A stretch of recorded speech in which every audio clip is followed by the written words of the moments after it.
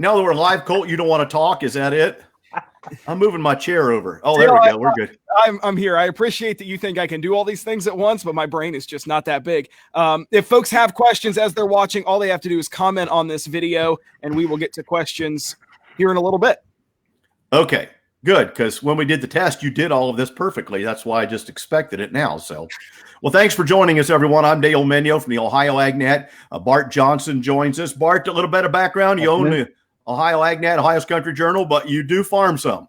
I do. I'm just a little bit, as I call it. It's a it's a hobby that I actually make a little money at. So that's a win-win in my opinion. So Bart, we have an ongoing discussion about every year about why he says it looks to be more profitable to plant beans, and I said, then what's the question? He goes, but I like to plant corn. I do like to plant corn. So just as you know, corn, Dale. Everyone loves corn. That's just so you know where he's coming from at that time period. So John Scheve's with us. You hear John Scheve on Monday mornings, gives grain analysis. You can read more about his conversations and so on there at ohioagnet.com. John, a little background on you. You also farm or have a family that farms? My father farms south of Lincoln, Nebraska, where we have only corn and beans is what we plant. And yeah, we much prefer to plant corn. It's much more profitable in most years than beans. But that being said, this year might be a lot different. But we already put our fertilizer down in the fall, so we are already committed to what we're going to plant this year. In Ohio, not everybody puts fertilizer down in the fall. If anything, most of you put it down in the spring, is what I gather from the farmers I talk to. Quick weather update. What's it like there, and where is there? I'm in Minneapolis, and it's cold. I think we're going to be 45, 46 today. We're supposed to hit 50 tomorrow. Next week, it's supposed to be 50s, but our lows are still in the 30s. We're about 5 degrees below what we should normally be at this time of year. We had snow on Easter. That snow is still sitting on my deck as of this morning, but not much is left.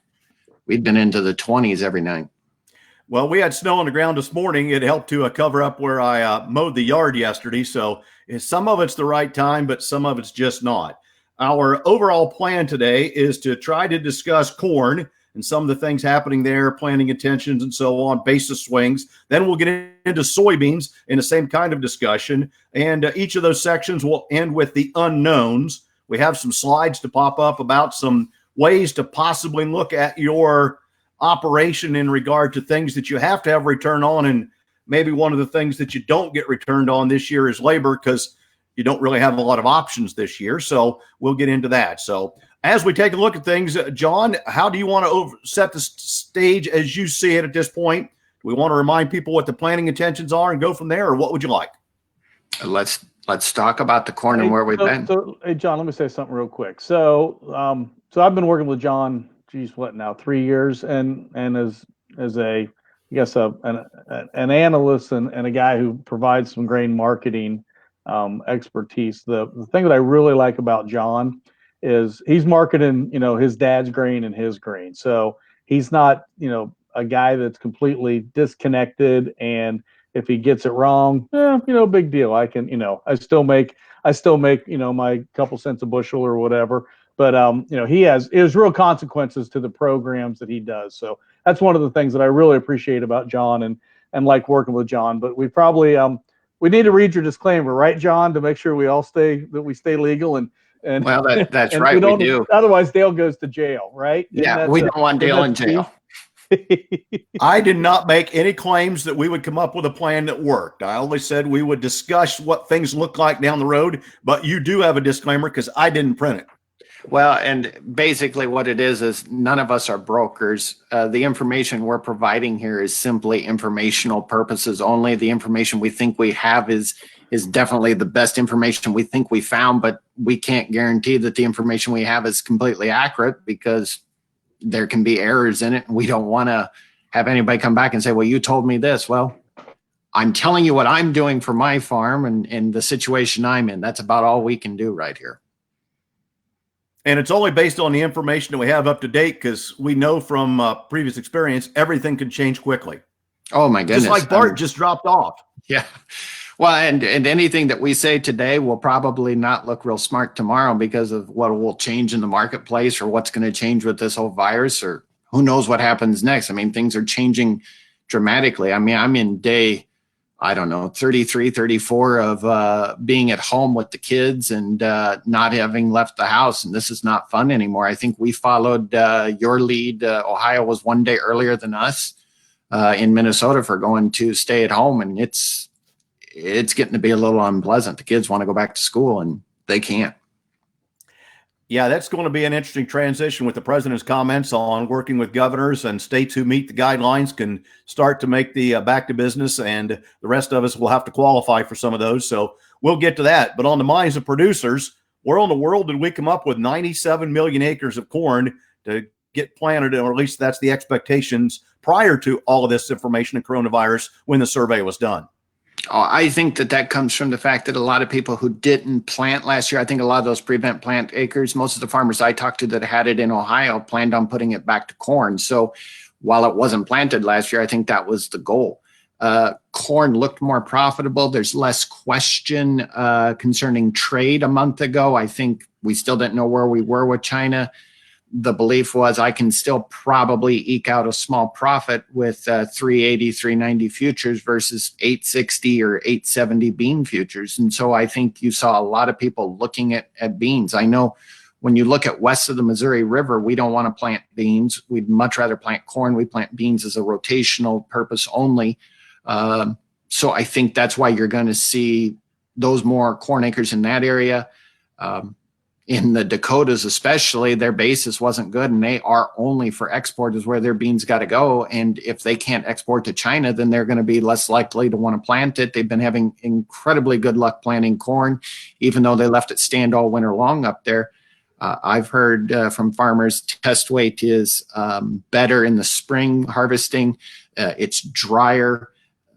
They didn't have to use bin space, everything about it. They didn't even have crop loss. So if they don't even have yield loss or crop loss, whatever you want to call it, standing in the field, why wouldn't you plant corn again? So that's where they came up with the 97 million acres. Beans weren't profitable. But I think we'll go through and we'll show some charts on why I think we're going to have more bean acres by that June 30th report. Brief comment, if you would, on what happened to the basis, and maybe, if we can, what triggered the basis changes. Basis changes are all about this stay at home and not driving the cars around. You have no demand for ethanol. Well, you have no demand for gasoline, which means there's no reason to blend ethanol in it. And so the ethanol plants are shutting down as fast as they can. And I think that's one of those unforeseen consequences of this virus coming was we didn't see shelter in place being something that would extend to probably every part of the country. I think some people saw, well, New York, yes, it makes sense. They don't do a lot of driving there on top of each other. But, you know, the one thing I heard constantly was in the middle of the country, oh, this isn't going to affect us out here in the Midwest. We're not that densely populated.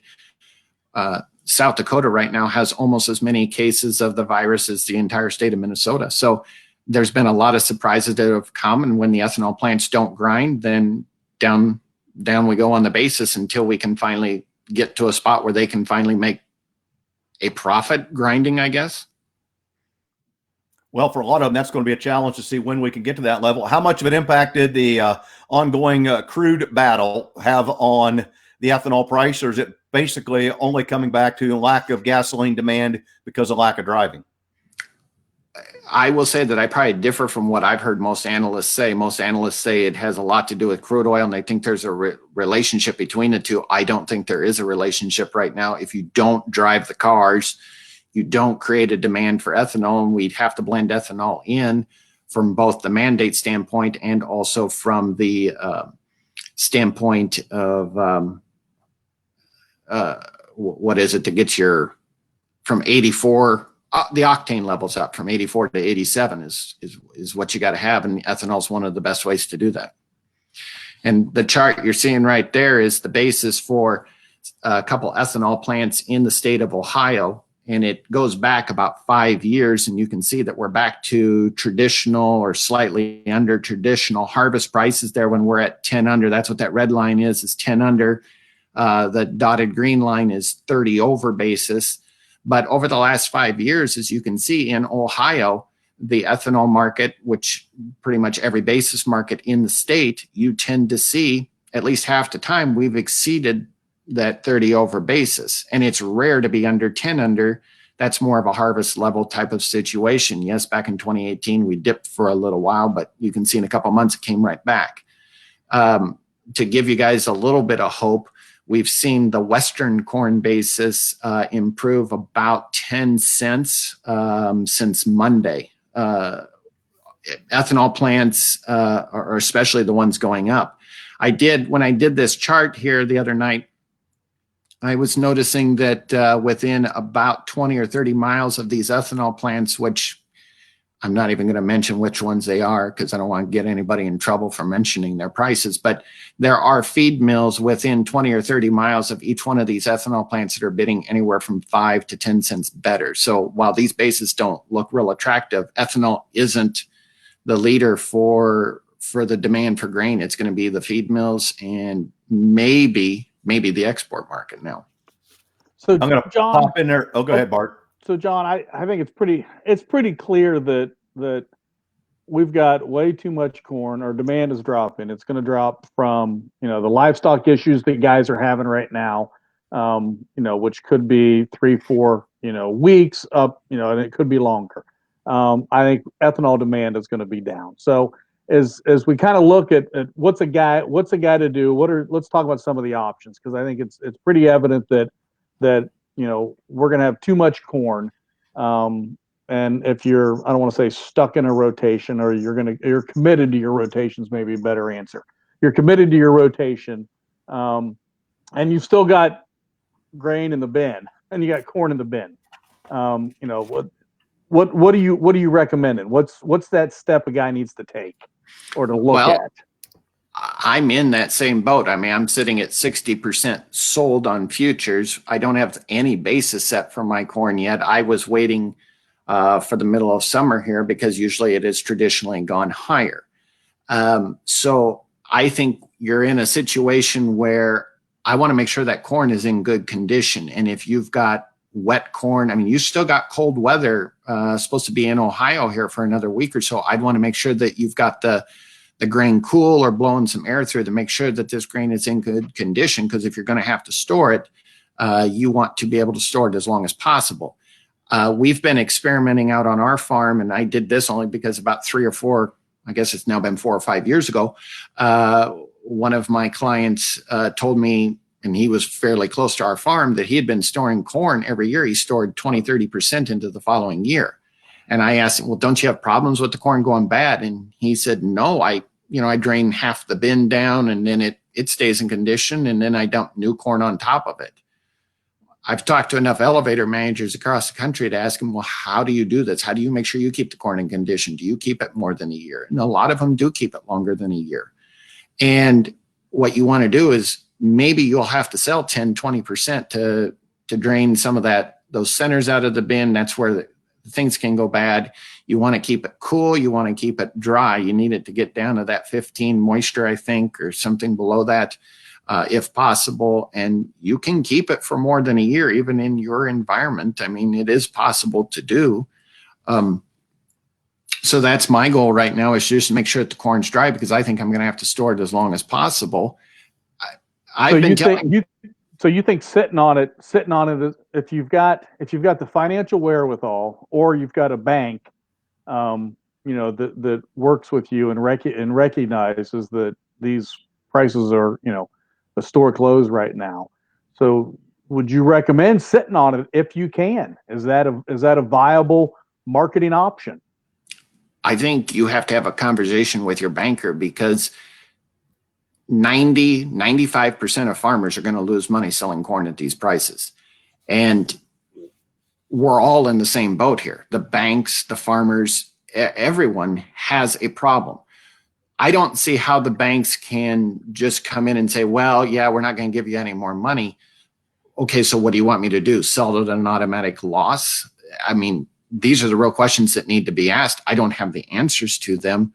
I want to wait as long as possible. There are some that are going to be financially more able to do that than others. Based on some conversations I've had with some bankers across the country, they feel like 30% of their clients were in trouble before this situation occurred. I can't imagine how much worse it is for them now. there were 30% that weren't in trouble, but lower prices certainly weren't going to hurt. So now with low prices, well, now we've got everyone's in trouble. So even the ones that were safe, they're going to be having financial difficulties. They're going to be burning equity.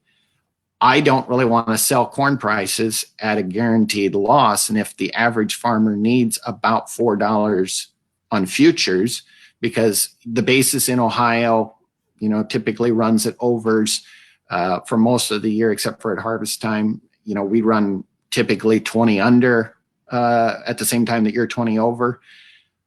We needed $4 futures too. And so I don't see how anybody can make money at these prices so selling. So yes, it seems like waiting, and it doesn't seem like the best idea. But one thing I learned over the past couple of years of making some mistakes on trading too early has been that when everybody is panicking, that's usually the time not to panic. And it feels like people are a little bit panicked. I've seen people get more panicked than we are right now. It seems like most people are prepared to wait this out. I think that most farmers were fortunate in that this happened 2 weeks after all of the bank loan reviews were complete. I talked to one or two bankers who said, had this happened before March 1st, it would have been catastrophic because no one would have had loans in place and you wouldn't have cash rents paid already. Now, cash rents have been paid, loans have been established on prices from last year. I think now everybody's going to wait this on out as long as possible. And, I've had a few phone calls. Hey, what do I do for cash flow?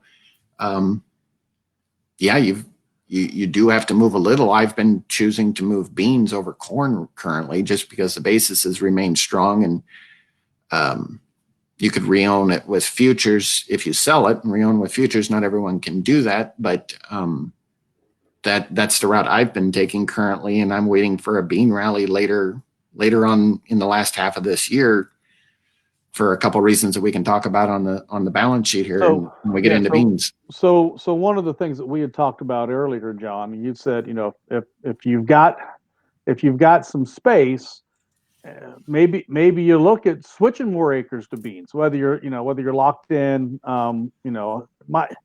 My sense for Ohio is, there's a decent amount of fertilizer that goes down in the fall also, but I don't think guys are necessarily committed to corn or beans because of fertilizer being put down. Chemicals, different story. But is the opportunity or is a thought to maybe go to more beans, and maybe a substantial percentage of your operation go to beans because you can store. Obviously, you need a third less room to store the beans, and is that maybe an option to look at from a marketing standpoint? Now you've got some concerns of your rotation and whatnot, but at the end of the day, should guys maybe look at really heavying up on beans and just holding on to the corn they've got in the bin? Well, I think that's a really kind of an idea. I've been talking with people. I really don't like the idea being shared out there because it doesn't help me because I'm going to be raising some beans and I don't have them sold. So I'm not going to get the chance at $10. Thanks, Bart. But one thing I would certainly be looking at is if you've got the ability to hold 100% of your production in a normal year. Right now, if you still got at least half that corn sold, you don't have to sell half that. You don't have to sell that other half of that corn. You could plant everything to beans. I know that's a lot of bean on beans. That probably is something that would work. And then you need a third less storage. So maybe you don't have to sell any corn to generate space this fall. I think that we're going to get very creative this fall on where we're going to be storing this grain. I think you're going to see machine sheds full. I think you're going to see bins that farmers swore off years ago. I'm never going to fill that bin up again. That's so much work. I don't think you're going to have a choice, especially if 275 is a potential price that people are talking about as where this market can go. I'm not necessarily in the camp that it's going to go there. I can see why it could.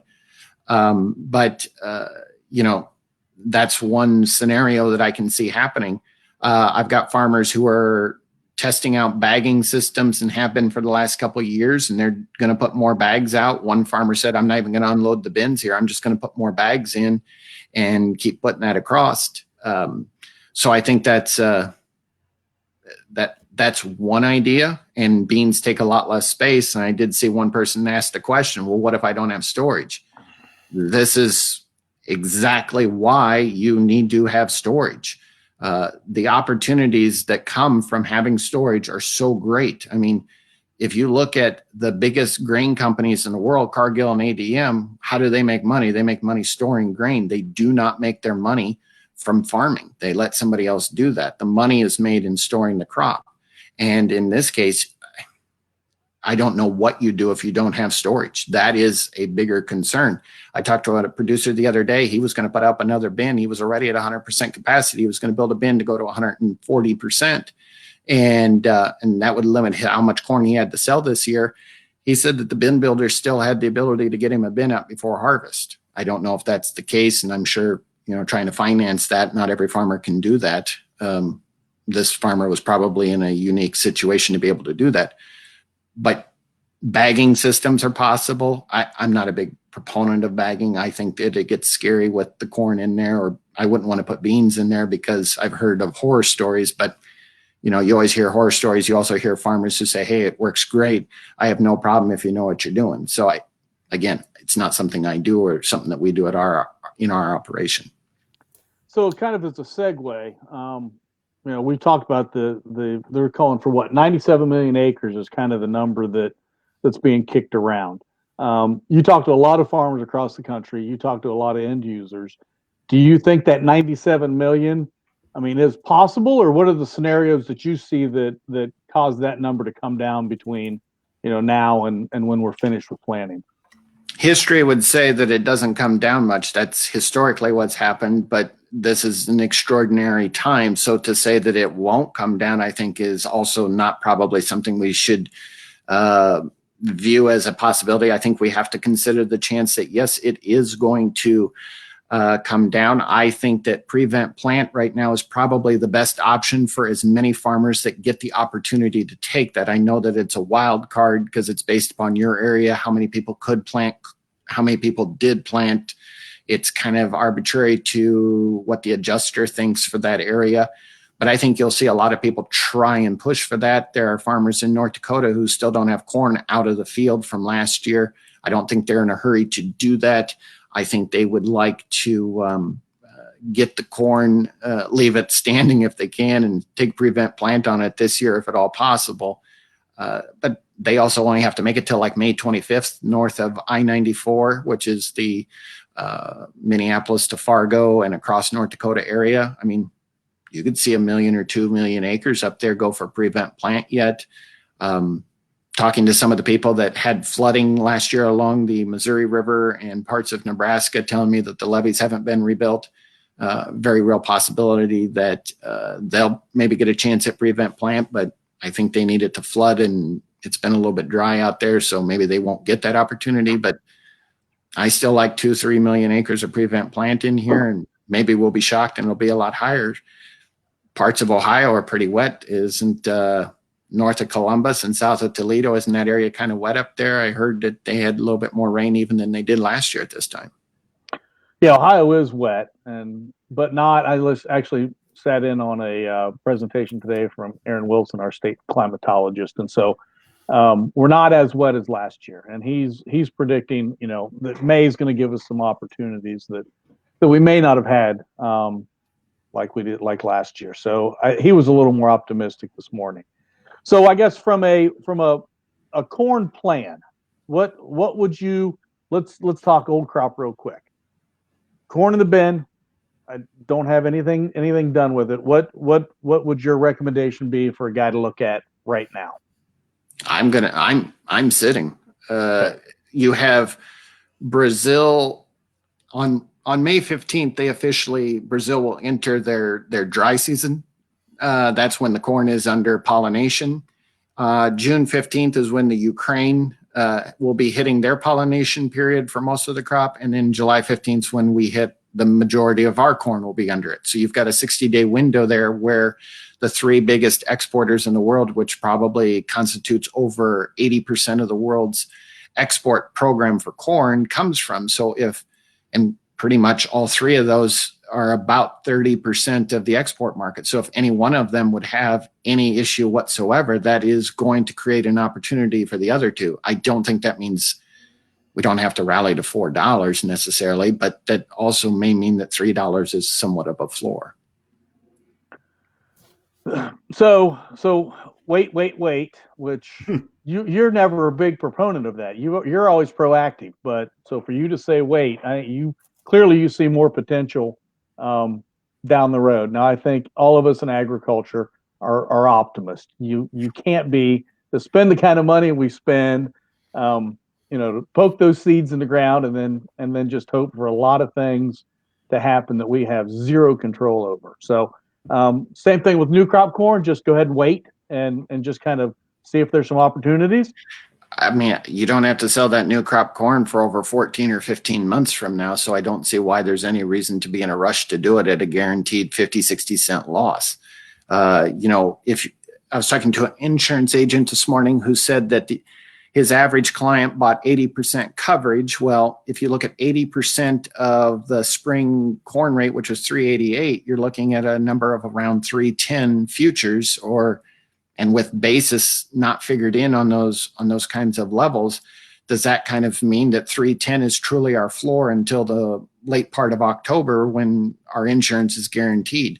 Does that mean with looking at 345 December futures today, you've got maybe another 25 cents of downside or 35 cents of downside potential yet, which isn't good, but you don't make money at 345 anyway. So there seems to be a somewhat built-in floor already for you to leave with upside potential. And as we've seen with most of these problems, usually in 6 months to 18 months, we see a turnaround. 18 months is a pretty long time, but at the same time, that might mean we'll see something different. I mean, we've still got the entire growing production for this year of the risk that we always take, but I think you have to assume that it'll probably be a normal year. It usually is. That also assumes next year, and that assumes that South America's crop next year as well. South America crop conditions have been okay or good, but they have been seeing some reductions of, I think I read 1 million metric tons, and a quick rounding number is 1 million metric tons times 40. So that's 40 million bushels of corn less than they thought. There are some who are suggesting we might even see up to a 5 million metric ton reduction, which would be 200 million bushels. Well, what if that 200 million bushels, what if half of that comes to the United States for export demand or something to help us out on our balance sheet? That, again, that isn't necessarily mean we have to rally a significant ways. It just means that maybe we are near a bottom right now. All right, so let's jump over to beans. What are your bean thoughts? Bart, do you need to go to the balance sheet before you get there? You want to pull the balance sheet? Let's look at the balance sheet there on the beans. I'm just trying to keep us moving along, Dale, because John and I talk on the phone and plan on talking for 15 minutes, and you look up and it's an hour and a half later. So, well, we're 30 minutes into it, and the agenda says we should be doing the balance sheet next. Gotcha. And that's the corn balance sheet right there that you've got, and a quick couple. There's the bean one for you. Some real important numbers are right now the USDA has in that green section there at the bottom has 480 million bushels added to their carryout. Well, that's significantly less than last year of over 900. So now the question becomes, do we have any extra exports to China, say after the Brazilians are done loading up their boats and getting everything out of the field, which would be the end of June? Could they come in July and August and buy a little bit extra? I mean, right now we're struggling to even hit the export goals that the USDA has there. But you raise it up, you could get this down into the 300s. I put some of my guesses out there going forward here for 2020 in the last three columns. And I said, okay, well, currently the USDA has 83.5 million acres. They're assumed to be planted, but I think that's going to go up. I think you could see 85. I could even argue for 87 million acres planted, and we could drop 3.5 million from corn. Even if we plan on a good yield of 50 bushels per acre, I put in a pretty aggressive export number there of 2.1 billion bushels, but that 2.1 billion, that's when China was buying from us before the trade war happened back in 16 and 17's crop year. So I'm not even trying to go above and beyond what they normally were doing. And with DDG running slower, I think that the crush margin is going to remain strong because we have to we have to get protein into the diet somewhere if we don't have the high protein DDGs. So I don't think I'm being aggressive there by keeping the number the same as this year. That puts us to a carryout of 470, which is equivalent to what we've got right now. That assumes that we're going to have slightly above trend line yields if we'd have a 50 bushel acre crop. You take 1 bushel off of that and it takes 90 million straight off of that, or 87 off of that real quick. That drops us back under 400. What if the Chinese come in and buy an extra 100 million from us? We could be at extremely tight levels. If there's any weather problems in August, it creates and pulls the yield down like it did this year to 47.5. We could be under 200 million. I mean, we're talking a quick shot to $10 is potentially out there. And one of the other things I think that's very, very important that we need to throw the chart up is to see what's happened to the US dollar versus the Brazilian real. And if you've got that, Colt, you can throw it up there. I think this is maybe one of the reasons why we just don't see beans going anywhere. And I'll let you throw that one up there. This is over the last 5 years. If you can throw me or this is over the last 20 years. You got the chart just since December. I think it's the other chart there. Here it is since January 1st. And January 1st is when we hit 960 on futures. And now we're down at what, 850, 860. What this is this is the US dollar versus the real. The real has lost basically 25 or 30% of its value versus the US dollar. And so if you have currency and you're trying to buy beans, I mean, Brazil has got such cheap beans. The farmers down there are willing to sell because they don't have storage. They also are getting prices that we would have seen back in 2013. I mean, this would be like beans in the teens to them. So they are making a ton of money right now planting their beans with the way the currency issue is. What does that mean longer term if their currency, if they can't buy anything, is that going to hurt them on inputs? Those are questions that I'm not real familiar with, but I think we all know that beans don't cost near as much to put in. You don't need as much inputs. So what we really need is the dollar to drop in relation to the Brazilian real. Any other currency in the world doesn't matter for the farmer as much as just the one against the Brazilian real. So, John, clearly it sounds like you've got some optimism when it comes to the soybeans, and laid out some reasons why we could be see better prices. One of the big things that you're a big proponent of, and with the discussions with you, is that you've got to know your cost of production. You've got to know where you stand. Talk a little bit about that and just kind of your philosophy with that when it comes to a marketing plan. Normally, I would say that it completely matters what your break-even point is, so you know when you can start selling. The only problem is this year it doesn't matter. No one cares what your break-even is. No one cares about anything on it. All they care about is we don't need to raise very much of anything because we're just not going to grind it for ethanol.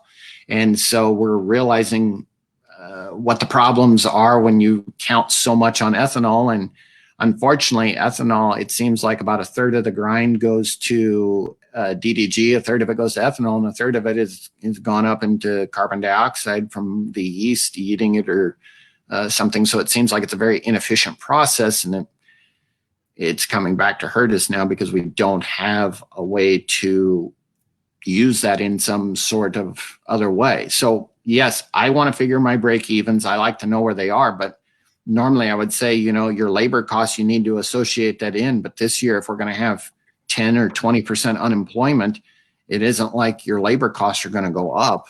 You may just want to be doing something at home and be willing to do stuff for next to nothing. So yes, I'm a proponent of it, but right now, does it matter?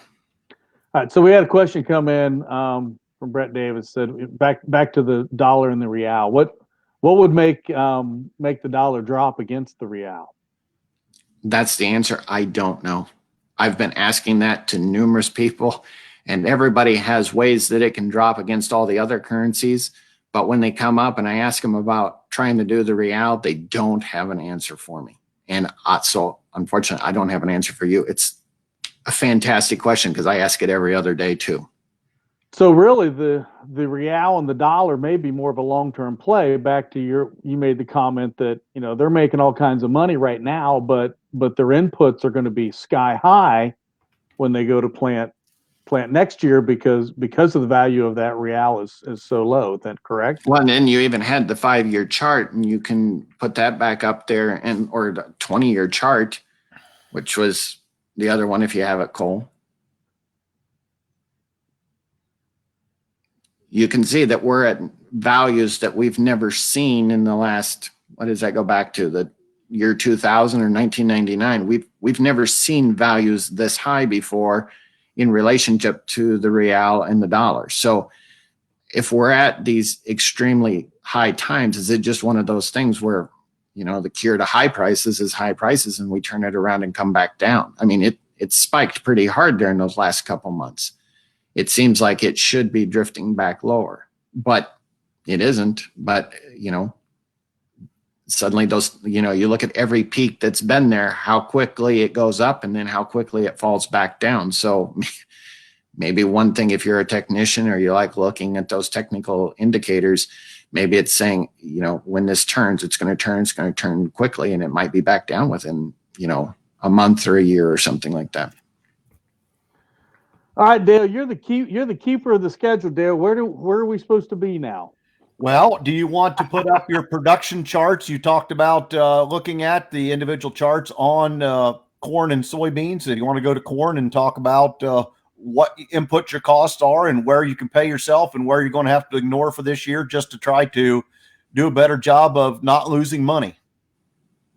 Sure, let's put it in and we can show it because this was a question that Bart asked me the other day of how many acres are going to be switched, or will people just change their variable rates and things like this. Here we've got the balance sheet on corn. If that's what you want to quickly look at, there's the carry out there is going to be over 2 billion no matter what.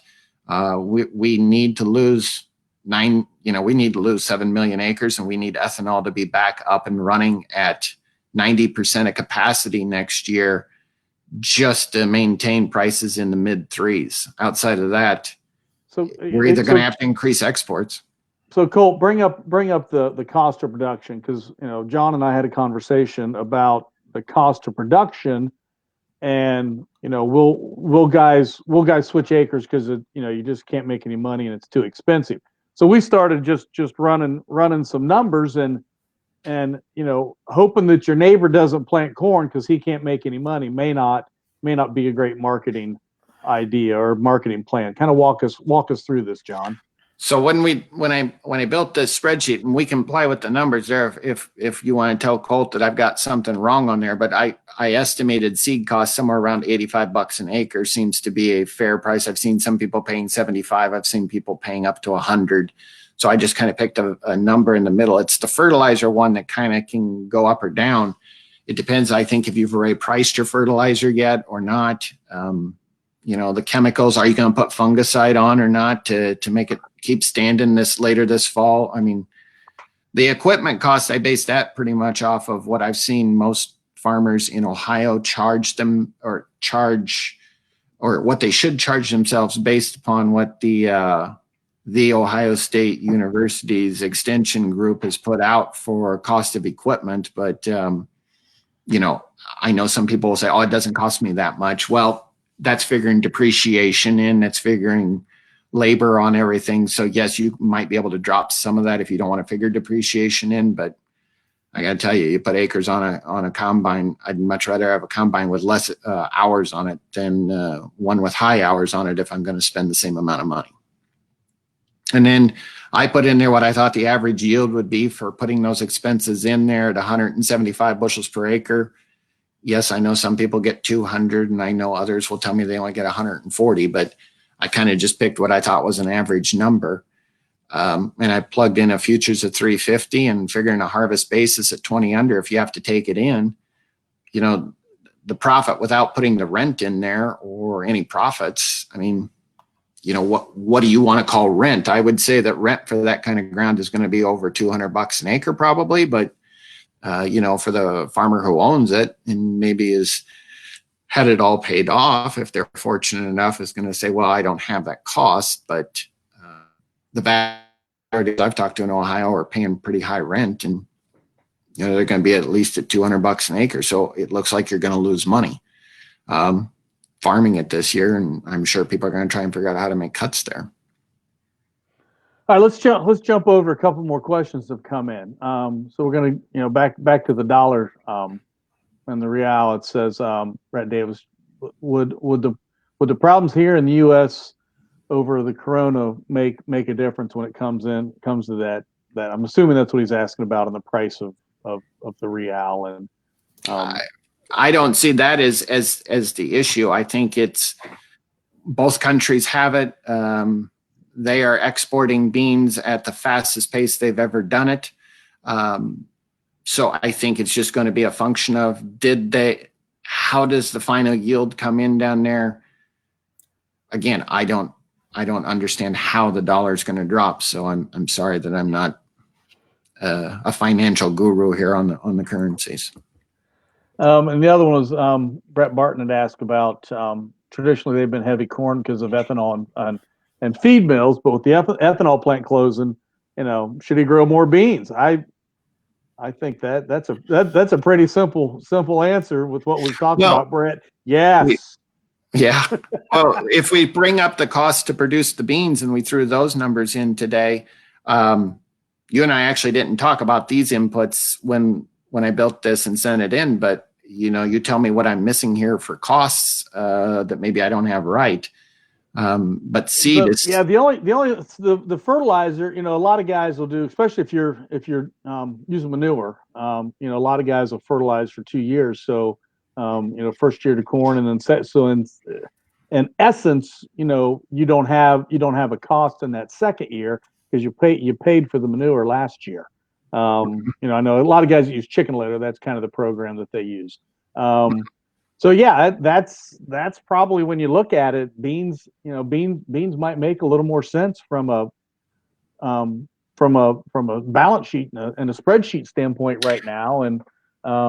And it also depends if your ground grows 175 bushel of the acre corn, but you can grow 55 bushel of the acre beans on there. That's a lot different than, hey, I grow 200 bushel of the acre corn, but only 55 bushel of the acre beans. Then it might flip that you should do corn. So what's the most important thing is, what is your exact yield guess? What do you think you can do on both? And don't be aggressive on either one, and don't be conservative. Be as accurate as possible. My preference is to take the last 5 years, and I know in Ohio, let's leave out last year's numbers because you guys are all over the place, but take a look at what you normally do, because 1 bushel to the acre difference on beans can be a dramatically big difference to your bottom line. Corn, if you're off by a bushel or two, it's not near as serious. So when we figure costs, I tell everyone, put what you think you can do and be as accurate as possible, because if you're wrong, you're going to make the wrong decision and plant the wrong crop. Hey, John, when you're taking a look at the two different production charts that you've looked at this point, you had the potential for 850 futures on beans, given the way you've described beans and China and overall use versus the pessimistic look that we looked at corn. Is it realistic that you could even consider 350 corn versus the idea of 850 beans? The only reason I said 350, when I made this chart on Wednesday, we were at 350 on the December futures. So I was trying to take the futures that we were at that exact day. I think we're at 345 today. Okay. And I think we're probably slightly under 850 when I put this in. I don't know I don't have November beans in front of me right at the moment. But look into the future, John. Production issues. So say we have some production issues. It's going to affect corn and beans. Mm-hmm.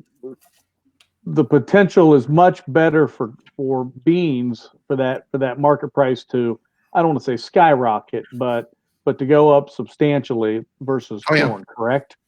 I like beans potential a lot more than corn's potential today.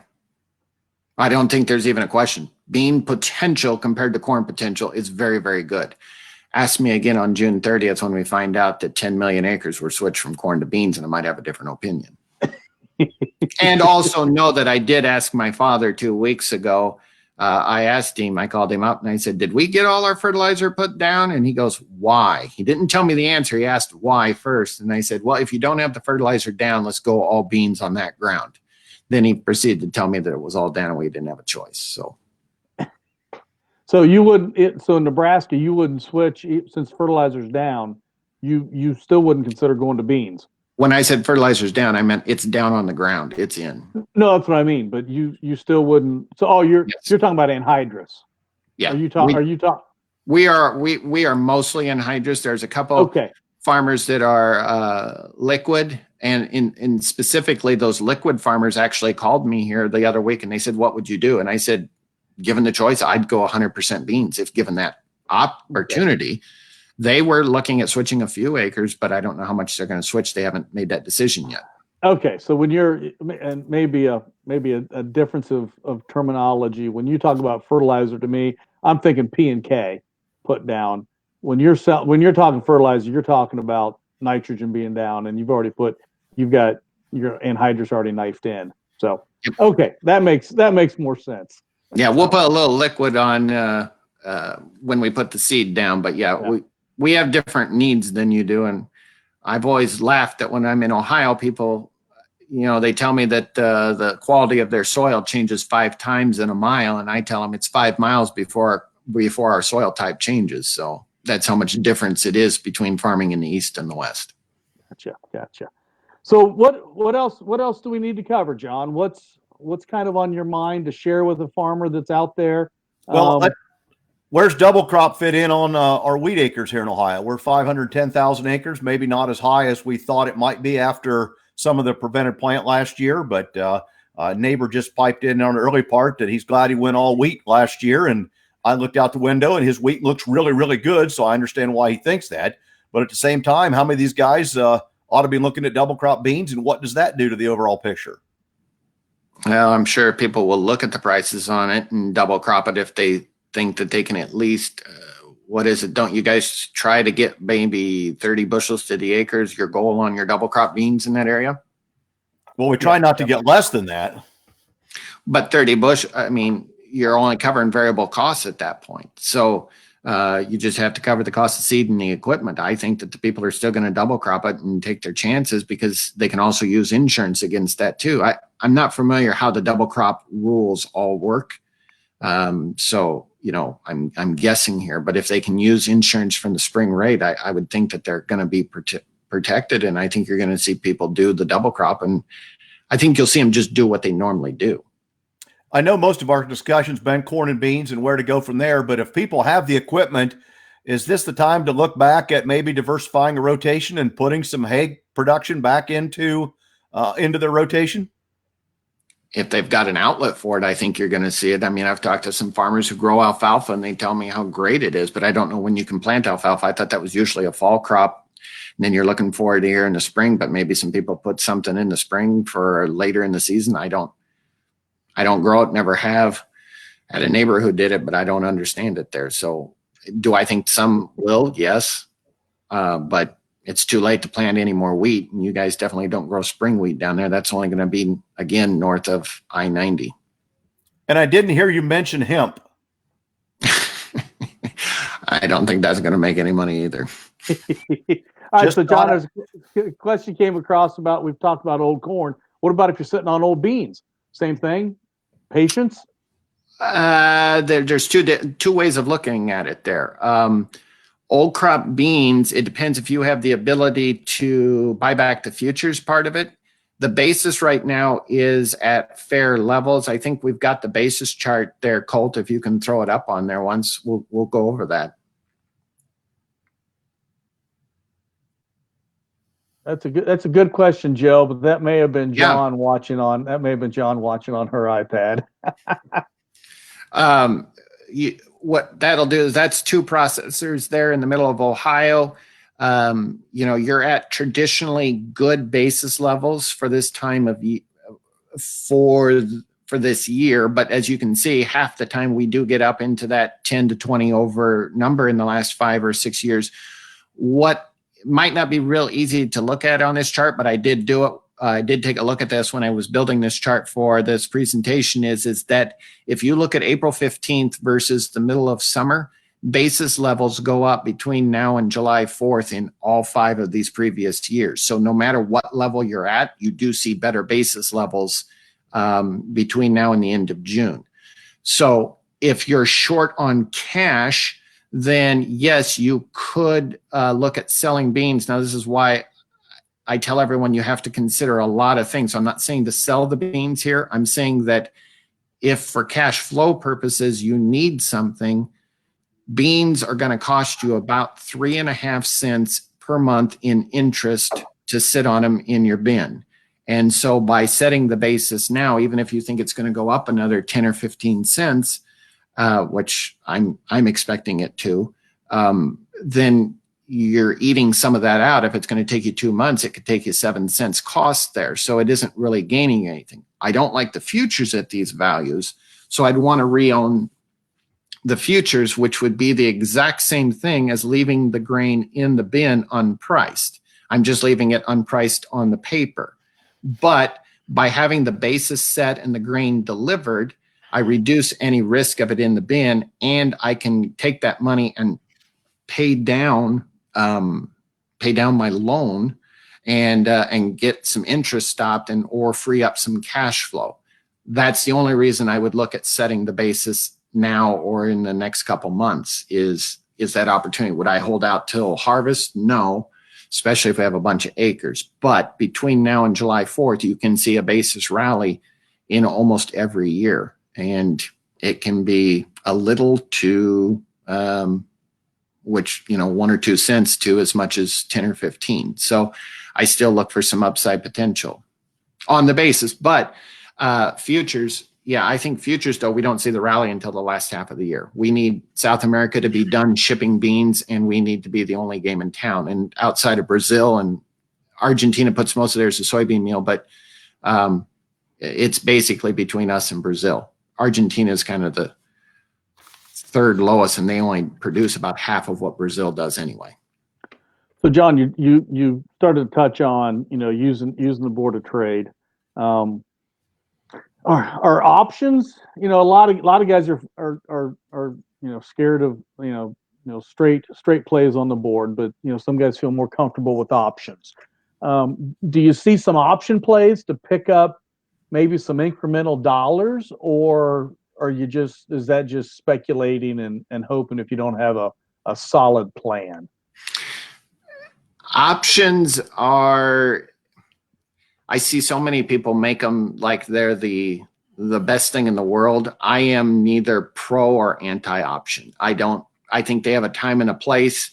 Right now, I'm not personally doing anything with options other than 1 or 2 positions that I have left that need to be re-examined here in a week, which I'll be sharing in a newsletter in the coming future to tell you what happened on it. But in general, I don't see any opportunity right now because we're so low on prices. The other thing is what, I can answer that question by saying, okay, if you go sell your cash beans for right now, I'm looking up to see what the options would kind of cost on, say, buying a July bean option. We're sitting down here at 843 or so on July futures. So if you want to go buy a call for some upside potential and understand these June options or July options will end at the end of June, how much money do you want to spend? I mean, 870 calls are going to cost you 12 or 13 cents. Okay, but we're at 843. So you need the board to rally 27 cents before that call is going to be in the money. If it rallies 27 cents, yes, that call will probably go up in value, but probably less than half of that rally. You might only get a 10-cent gain out of that, yet the board went up 27 cents. So that's why I don't like buying the option, because I've got next year's crop I got to sell, so I still need it to go up anyway. I've always kind of equated to buying calls as like, well, for you guys, this works really easy. It'd be like betting on Ohio State to win against the spread. I mean, you really want to bet against them because you want them to win anyway. If they lose, at least then it's a consolation prize if you sold the call instead of buying it, because if they lose, not only did they lose, you lose your money too. So double disappointment there. All right, there's a Nebraska Ohio State joke there somewhere, John. Oh, there is, but I know my crowd here, and I'm not going to bring it up. All right, if you didn't catch midday today, then you found out U.S. Ag Secretary Sonny Perdue said that they will be coming out with payments soon, something in the tune of $16 to $18 billion, which he calls the first phase of the payments for producers. He says that'll go to specialty crops, that'll go to dairy, livestock, cow-calf, hogs, and others. And at the same time says there'll be more money coming after the end of June, because that's when the additional $14 billion from the Commodity Credit Corporation goes in. The folks in the ethanol industry are hoping that there'll be something put in there for renewable fuels, but nothing has been earmarked. And on another page that I didn't bring with me, he talked about the potential of payment to the oil industry for not producing. So, since you throw that ringer in, is there any chance of a government program paying farmers not to produce corn or soybeans this year to help or reduce some of the overall supply so it doesn't carry on from here further down the road? Sorry, I didn't throw that ringer in earlier. That'd be like the 1980s again. I remember having to go out and take care of all those acres that we didn't plant. That would be really interesting if something like that comes up. I mean, this is the wild card that we don't know, and this is why I'm not getting excited at losing prices. If the government's going to come in and change anything about how our planting intentions should be, that will drastically change everything. Just like last year when everybody thought they would get a government payment only if they planted everything. So you had people rushing out to plant corn, even though they probably shouldn't have, or they thought prices were going to $5, or they thought they'd get a government program. So what happens if that happens here in the next month or two while we're trying to plant the corn or not plant the corn? You can change prices pretty quickly. So yes, there's a lot of risk yet to the upside here. And so that's why I don't want to get overly concerned about selling too soon, because I think there's some opportunity down the road. Remember, we're all in the same boat together here.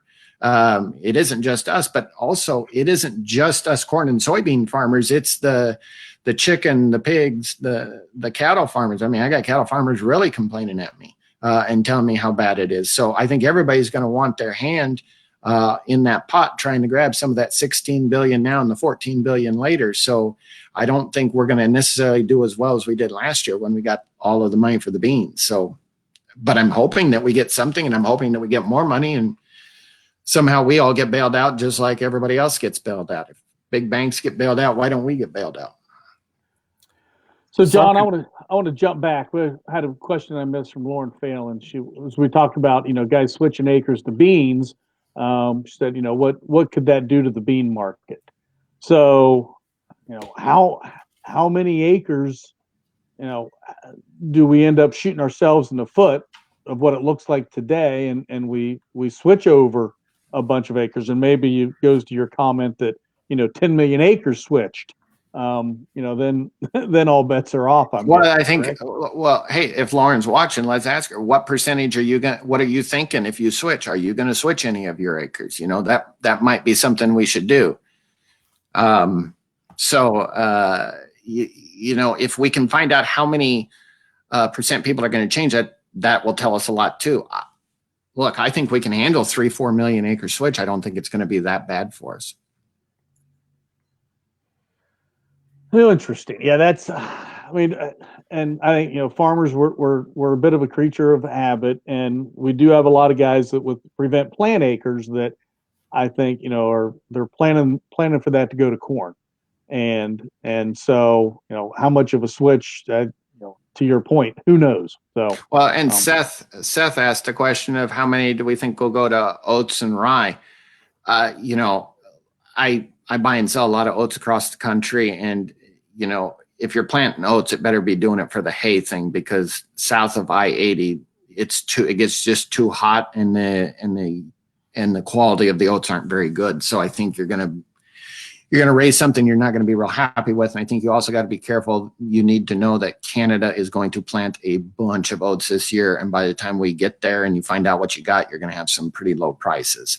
But everybody is concerned if the test weight isn't good on those things, that you know, they're worthless. I mean, the difference between 38-pound oats, or more like 35-pound oats, and 40-pound oats can be a difference of 50 to 80 cents a bushel discount. So be real careful, because when you get south of I-80, those test weights can drop really, really fast. And you can see test weights even land in the 20s on those oats. So be real careful if you're trying to grow them for the grain. If you're growing from the hay, then make sure you got an outlet for the hay before you grow hay. Oh, one guy just told us that he switched half of his corn acres to beans. So, well, there you go, Brett. Thanks for messing the market up there, Yeah. Brett Barton. Yeah. Hey, Brett, why didn't you switch them all? Because he's like me, he likes to grow corn. And that's part of what we can't ever play into all of this discussion. We don't know Mother Nature. We don't know government. We don't know what our neighbor will or won't do, or how to outguess what the opportunity might be. So that's why we have the discussion, and hopefully we've helped to bring everybody a little closer to an understanding of there's a lot of things up in the air. Dale, you bring up a great point. Something that just happened yesterday was I had a grain buyer that I wasn't real familiar with, or haven't used before. I was familiar with them, but haven't used them before. They started offering some really tempting prices, but then the basis levels were a little bit above, delivered to, say, an end user that I would normally sell to. They were offering a bit of a premium bump there, but then they were also offering a premium if you left your money with them that they could use. They were willing to pay a pretty high interest rate, something in the 7 to 11% range. And I'll tell you what, that raised red flags all over for me, because I'm like, in this environment, when who needs to be paying 7 to 11% interest rates when we've got interest rates sub 4 and banks can borrow at 0? That sounds like somebody who might be having a credit problem. So be careful about people who suddenly want you to leave their money with them. The other thing is we don't know who has money and who doesn't have money. I'm not saying that anyone is necessarily in trouble. I'm saying you want to make sure that as you're delivering grain, you're getting paid right away, so that you aren't exposing yourself to somebody who is financially not going to be able to handle this longer term. And it Good looks advice, like John. Brett needs the corn to feed livestock, so that understands where some will have a local market and need to be able to do that. So any crop, as long as you got a good idea where your market is, you're better off there. The question, I guess, for all of our viewers and watchers is, what's the next topic you need to know more about, and when do you want to know about it? And you may not be able to get that in on this this webcast, but at the same time, send it to us. And we're always trying to figure out what the next thing is out there that people would like to know more about. And Bart had the idea a few weeks ago to say, let's corner John and see what he can tell us. So that's what we've attempted to do today, and hopefully it's been beneficial for everyone. Any closing comments, John? Not many, other than, you know, I've got a few people there already slamming me on my Ohio State and Nebraska jokes, so I got to be real careful there. I just hope we get to play this fall so that we can see what's going on right now. Well, at least they're paying attention. Yeah, well, exactly. Yeah, when's the last time Nebraska beat Ohio State, John? The first time Urban Meyer was your coach, we got you in Nebraska, or in Lincoln. That was the first time we were in the Big Ten. We surprised you. Since then, it hasn't been much of a surprise. And I would like to point out that it may not. The wall is actually scarlet in honor of Ohio State behind you, right? Yeah, that's right, exactly John? What it is. Yep, I'm very pro Ohio State today. I'm sorry, the Ohio State today. Well, all right. Well, John, I appreciate that. I don't know that we've answered any questions, but hopefully gave some folks something to think about. if you are interested, John does write a weekly newsletter that he sends out to anybody. It's got a lot of good information in it. Talks about the trades that he's done and some of the things that he's thinking about and what he's doing. So, John, if you want to give your email address if somebody wants to get your newsletter from you. Sure. Yeah. I guess we can put that. Well, we'll put it up later. I'll put it on the email when I send it out on Ohio AgNet, and they'll have it right there on the front, and then they can get it if they want, or they can get it through Ohio Ag because you guys put it up every week on Wednesday usually. So, but appreciate you spending some time with us and giving us some insight. Thank you. Dale, you want to take us home? I'd take you home, but right now, there was somebody ate all my popcorn while I was watching this, so I don't have any popcorn to eat now. So I'm gonna have to go figure out what's for lunch. Colt's got to do afternoon, so get wrapped there. And of course, if you got suggestions or anything, you know where to reach us. Dale at OhioAgNet.com, and we can always pass on the information. So get your mask made, get several colors for your season. Sounds like we're going to need those. And other than that, do the best you can to be safe and have a safe planting season. We'll talk to you again down the road. Thanks, everybody. Thank you.